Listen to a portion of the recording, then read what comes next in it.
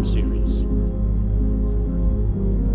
Tonight's final round of the iPhone 600 series will be conducted over 3 races, each 6 laps in duration. Aidan Hayes is 14 points behind series leader Jack Passfield and is determined to claim as many points as possible. Currently in second place, can he take the title?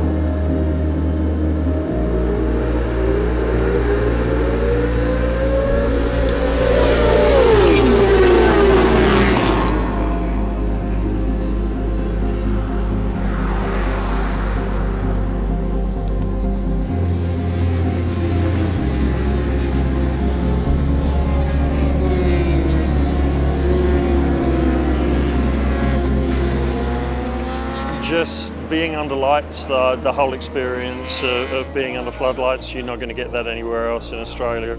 To me, the difference between the Summer Night Series and any other race series, it's like the speedway of road racing. It's really short, sharp racing. For us to have it here in Sydney and to have the lights here at Sydney Motorsport Park is, I don't have words to explain, it's just amazing. Your focus seems to be so much more intent and so much more precise because there's just no grass, there's no hills, there's no grandstand. It's amazing how it gets rid of the noise around you. And I've been racing for 20 years and this has only just started. Bloody fantastic. I'm excited to try and see what times I can do without Jack here and see how we go.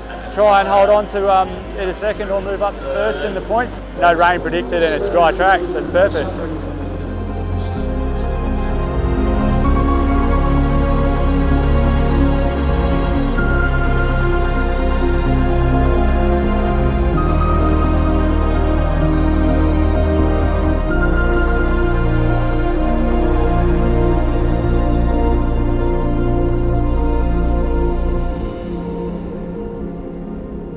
Motorcycling around the country has stayed so stagnant for so many years, and when you get the opportunity to get on the lights and do something completely different, there was no other choice but to do it. When the lights were put in sort of a year and a half ago, I think there were a lot of questions about how it would be for the riders.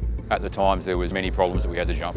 Getting people to support it, believe it could actually work and could make it happen. Putting water on the track to mimic rain nights, mucking around with visors and different levels of visors and just different tint levels and trying to get the vision to make sure it was actually correct and safe. And at the end of the day, safety is the key thing. All the riders I know absolutely love the series. They've just taken to it.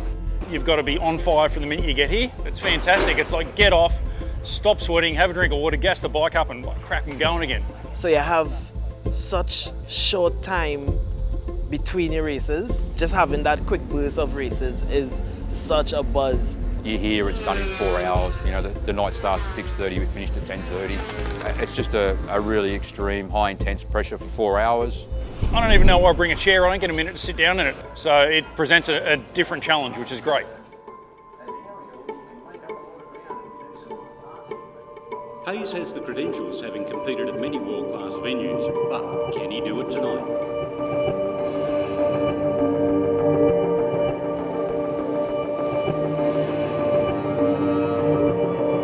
I've known Aidan now probably 4 or 5 years, probably the last 3 years pretty intently and pretty closely with him.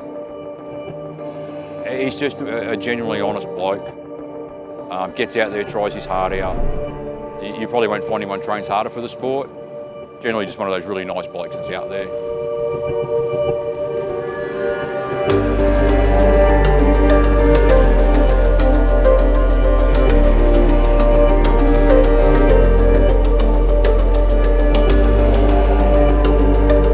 We were set for the third race and just as we were trying to get the warmer off, the tyre warmer got stuck on the rim. Not in pit lane or on the grid. Where's the 46? We couldn't get out before the pit lane closed, so we had to start the third race from pit lane and starting from dead last. Trying to hunt down to get to first.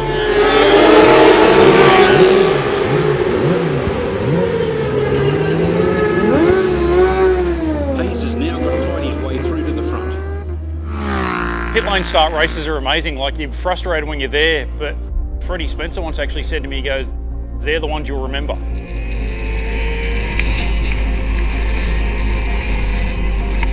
Look at that as Hayes weaves his way through the field. What a great display of skill and determination. But can he continue the momentum over the remaining 3 laps? His challenge will undoubtedly be to keep it upright on the black stuff and not make any mistakes.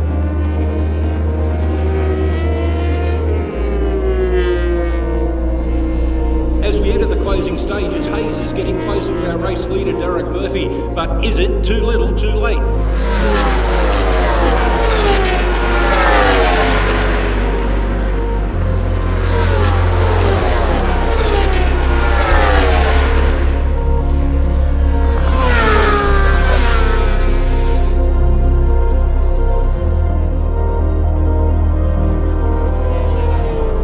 Hayes has just set the fastest lap time, and with only one lap to go and one rider to overtake, can he do it?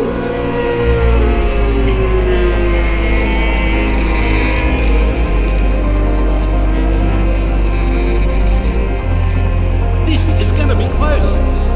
Final turn, and here comes Hayes hunting down the 222 of Murphy. Can he get the drive needed and use the slipstream to the checkered flag? It's going to go right down to the wire. Almost got it. I caught up to him. I came through the field, but I missed out on first by 0.033 of a second. Oh my God, what a race. I mean, I'm happy. I was on a charge, but didn't quite get there. Even though runner-up in the final race, he still claims the championship. He never gives up when he's attacking. It's just amazing. That last race tonight, it's fantastic to watch.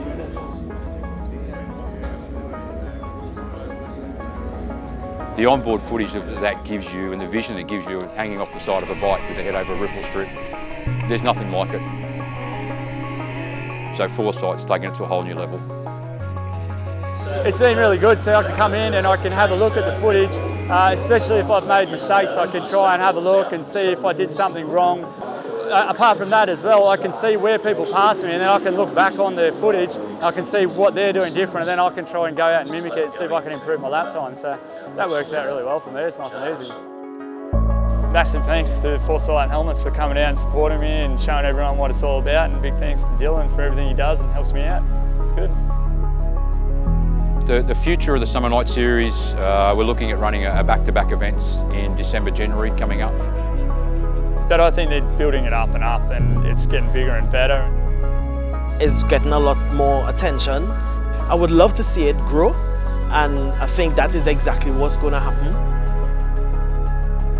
I love being part of the circus, and this is a fantastic experience.